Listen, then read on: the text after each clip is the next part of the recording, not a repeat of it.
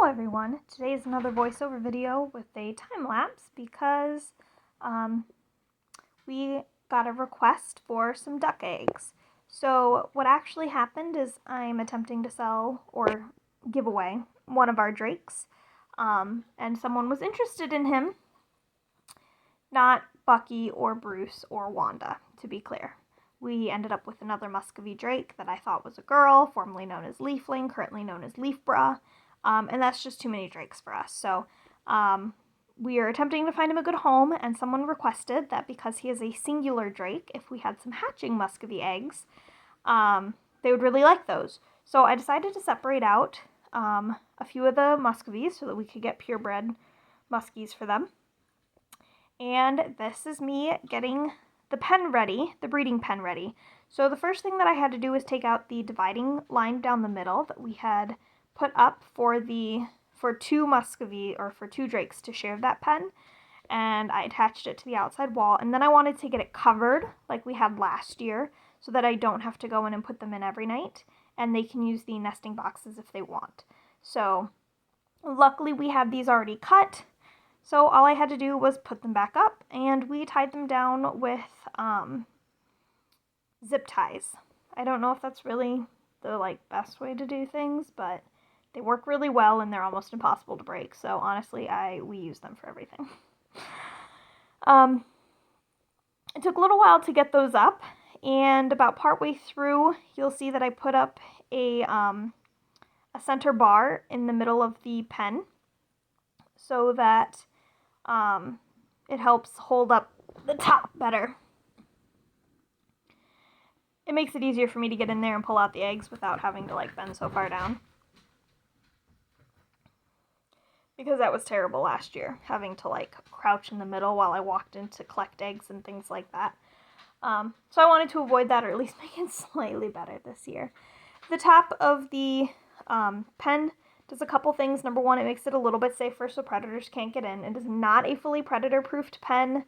I'll be upfront about that. It could definitely be better in that regard.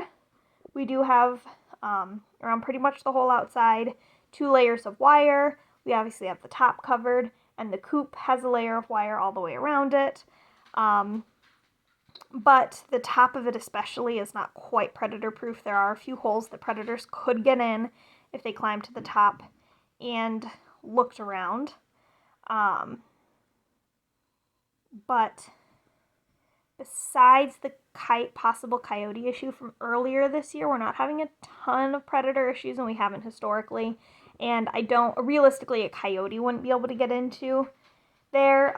It would be a raccoon that could climb up the wire and climb down through the front.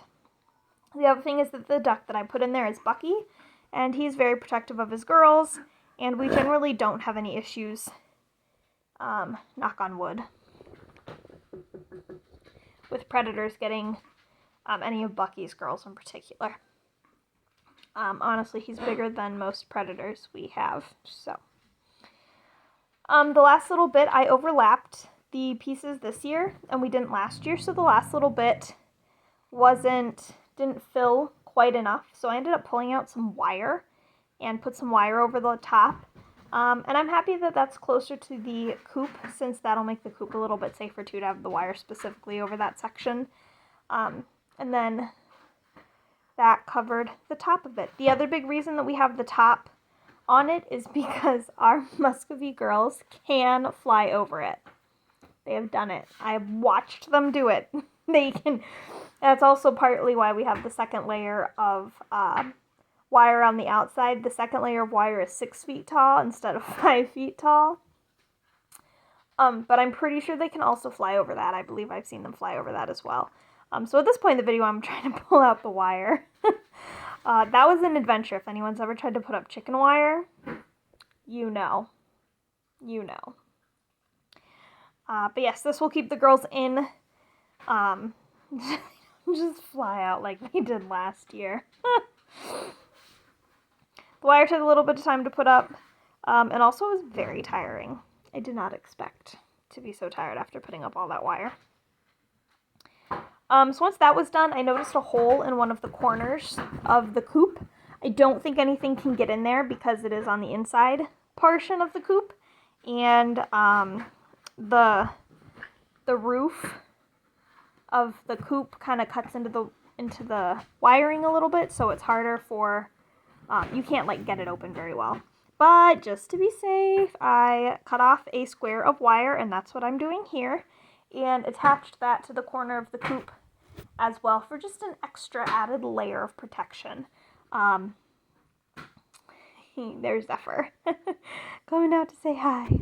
A corner, not that particular corner, but in the other corner, a corner hole is how a mink got into our coop.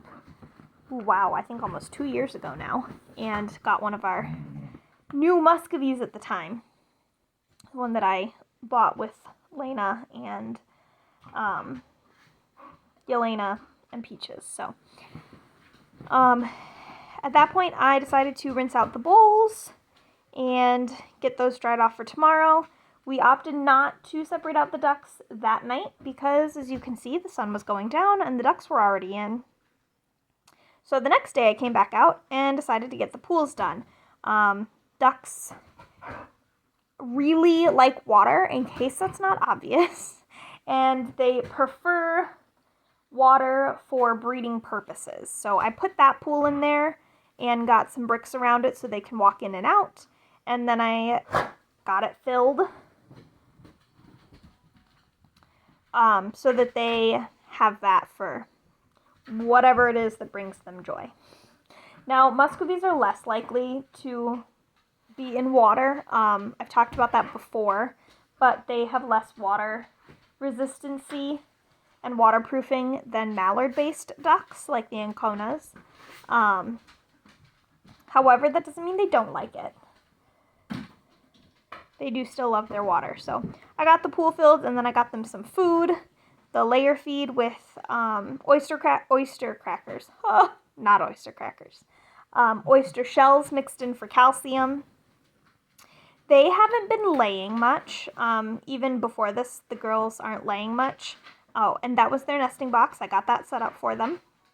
And then I pulled out a second nesting box. I set up the other pool for the outside ducks because they still deserve a pool.